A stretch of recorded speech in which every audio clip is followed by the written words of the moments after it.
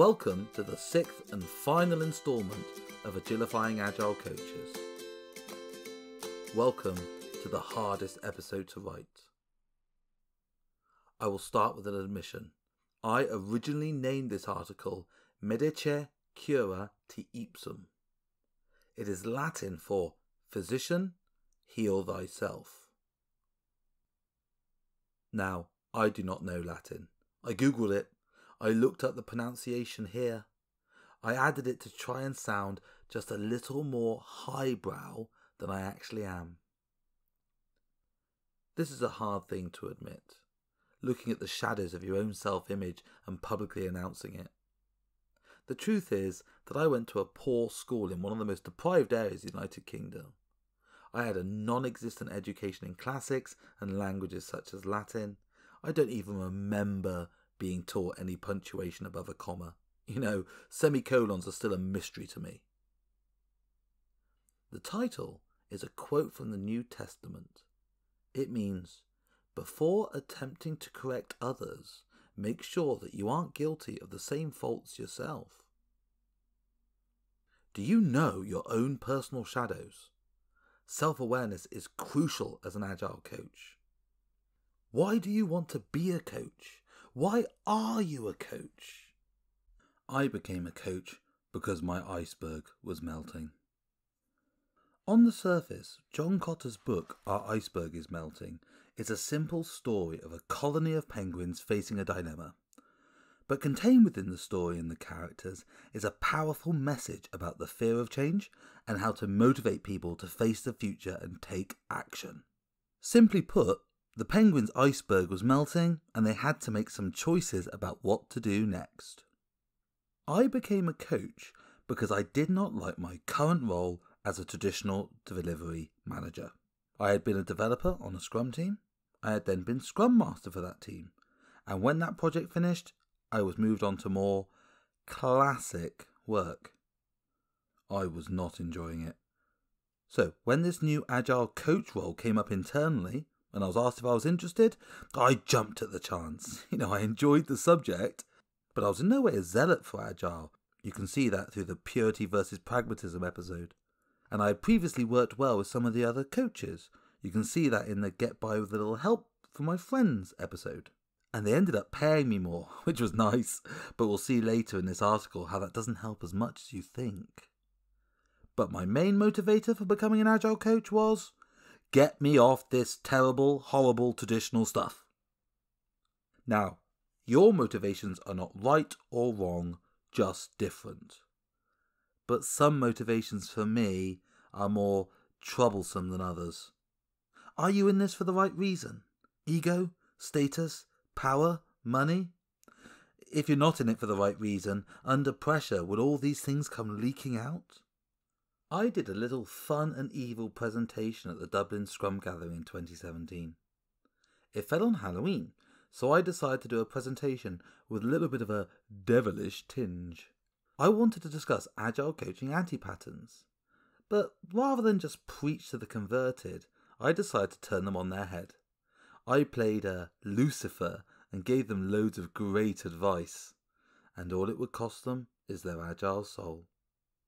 If you want to watch the whole thing, I performed it as a video on Vimeo and YouTube. I'll put a link up there in the little eye in the corner. Anyway, one part of the presentation was discussing 7 agile coaching anti-patterns of behaviour. Do you see yourself in any of these?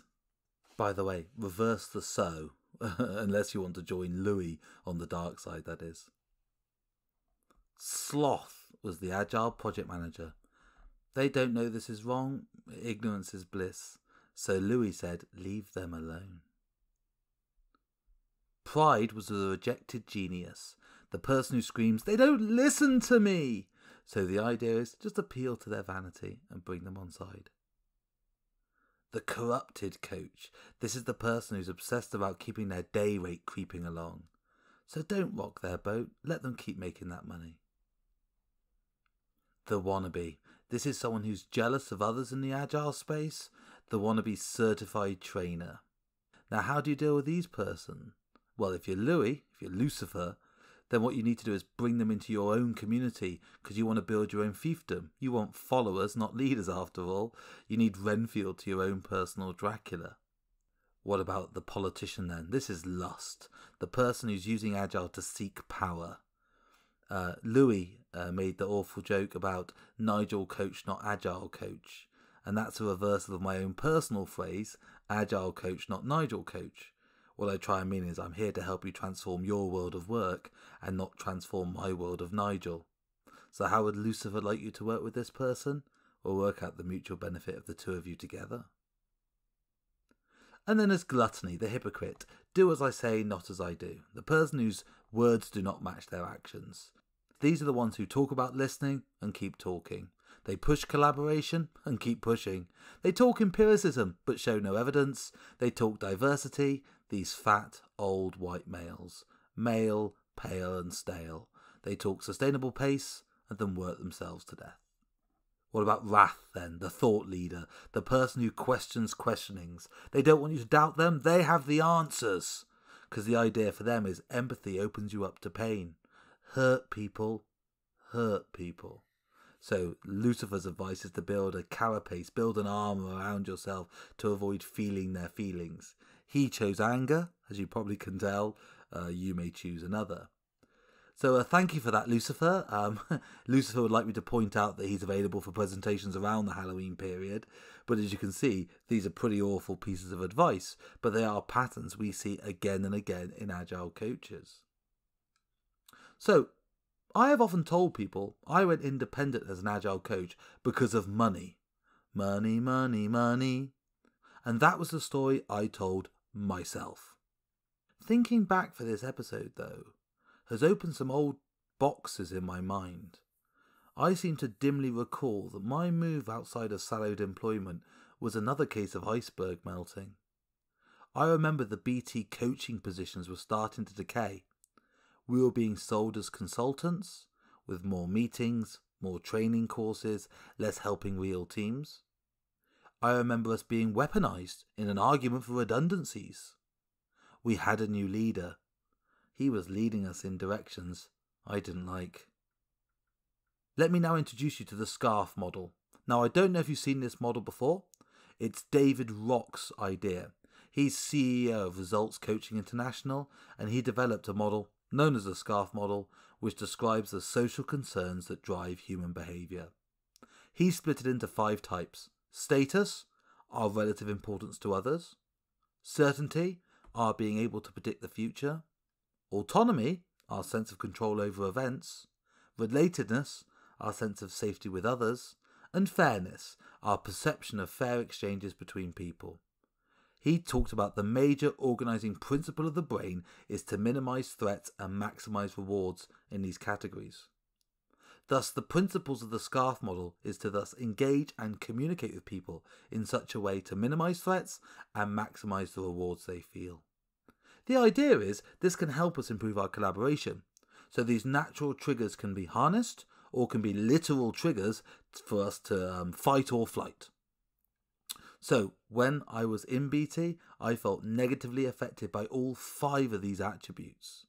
So when I had the opportunity to go independent with a colleague of mine, I took it.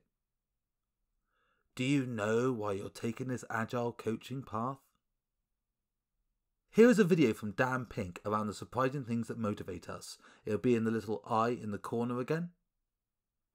Watch the video? Great stuff. That video talks about autonomy, mastery and purpose being 3 huge motivators for people.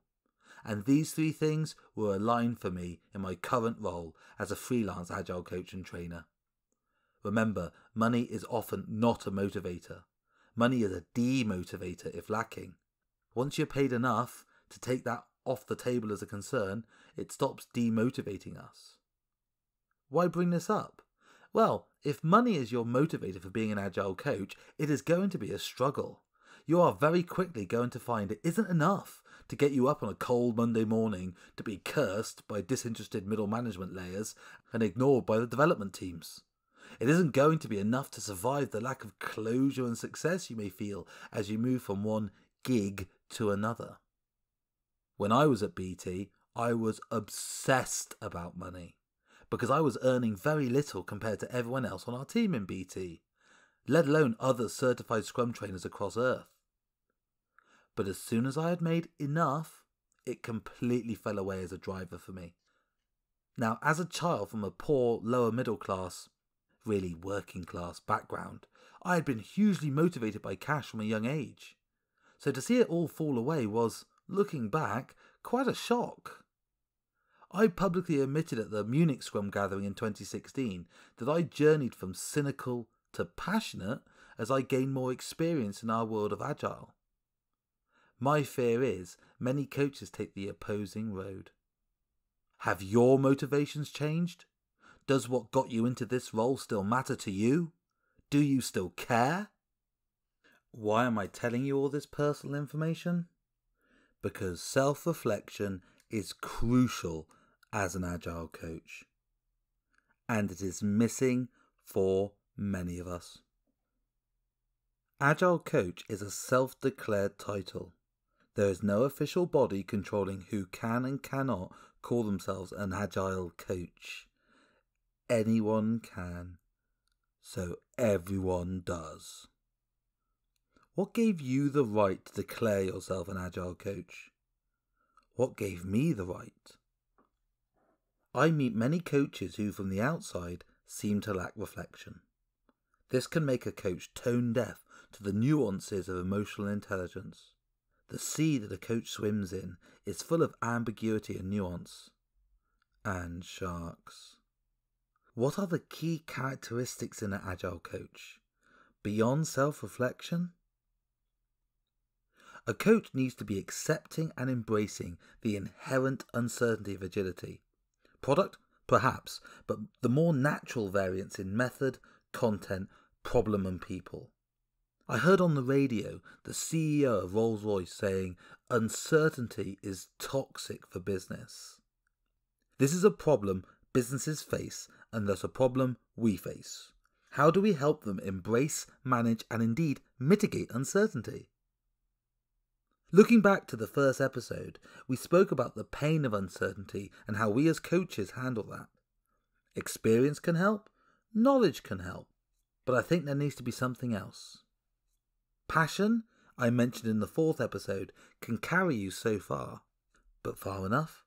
What else do we need? Uncertainty in personal characteristics does not have to equal chaos or anarchy. It definitely doesn't mean indecisive or incoherent. Agile is all about suppleness, fluidity. We can know where we're going, we just know it will change. It doesn't mean physical agility either. Nigel can draw quite well and is able to produce some lively and detailed work. He seems to enjoy physical education, although he is not particularly well coordinated or agile. The only constant is change. I stole this from Kent Beck. He took it from Heraclitus. Agile does not mean one absolute model swapped for another. The mind shift of some coaches is swapping the absolute of what we used to do to the absolute of agility. Now, the idea of an agile organization is a changing organization. This means a coach has to be comfortable with changing over changed organizations. The only constant is change. Looking back to SCARF again, if we are going to put huge pressure on certainty, then we are going to need to offer support and reassurance on the S, A and R and F, for both our teams and for ourselves. Well, how can you then embrace uncertainty? Well, I don't have all the answers. You don't have all the answers. You shouldn't have all the answers. You can't have all the answers. The important word in the title Agile Coach is not agile, it's coach. I feel we all need to be a little bit more zen, and I struggle with that idea. I am not the type of character to be at peace with the universe. There are some steps we can take though. Triple H over ego. Humbleness. Not proud or arrogant, modest, courteously respectful. Humility. Modest opinion or estimates of one's own importance, rank, etc. Humanity, the quality of being humane, kindness, benevolence, characterized by tenderness, compassion and sympathy. You are not the most important person in that room, in that team, with that leader. You do not know everything. Let go of that high status position. Human over alien. As a coach, I have discovered my best results have occurred when I have behaved from low status and with my core humanity intact, i.e. my humour. The worst results have happened when I acted out of character. I am a little concerned about what I call the Vulcanization and Jediization of Agile coaching. You are not Spock. Embrace your feelings. You are not Yoda. Embrace your flaws. For me, and maybe it's just me, the wise, emotionally detached coach is a character a lot of coaches are playing, but it sometimes rings false. Before being a coach, be you. Now, reading back, I'm not sure I've quite articulated what I'm feeling. I guess I'm not Spock. Perhaps if I reword it, I can become Yoda. Be you. Before a coach you be. I am a flawed human being. I eat too much. I talk far too much. I cannot let go of things. I use humour in inappropriate situations. I get really angry when others unfairly suffer. And 4 of those 5 things have gotten me into trouble on social media before. And the clue is, it wasn't food. You see, as a coach, I have to consciously work on these things myself and with the help of others. Well, as a good human being, I have to work on these things. But I will not deny who I am. I will be me, the best me I can be. But me. If you want to engage with others, if you want to help others, if you want to change the world of work, you need to be genuine. We can all smell falseness. And as a servant leader, what you are bringing to the table is integrity. The fish rots from the head down. If you cannot be genuine, then how can you expect your colleagues to be? Just be careful. Sometimes unpleasant facts have a tendency to bounce off. See the link to the side about the backfire effect and how challenges to people's core beliefs tend to bounce off rather than be absorbed. I once had to give feedback to someone about there was a concern about how they take feedback, and they shouted at me about how great they are at taking feedback. Be warned, therapists are heavily trained, so are priests. You are not. Be humble, show humility, and embrace your core humanity. These attributes of humanity and humility can lead to some interesting coaching approaches. 3 skills underutilized by Agile coaches are silence, manners, and time. Manners does not mean lie or hide your feelings, but learn how best to communicate them in a palatable manner. You are not the centre of my universe, nor are yours.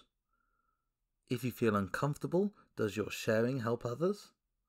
Maybe, but how you share it matters. Tools like non-violent communication can help with this. As a coach, I do not go into a business and instantly declare everything wrong, though it has been 1 or twice. I work with them to discover it for themselves. I congratulate them on the journey so far.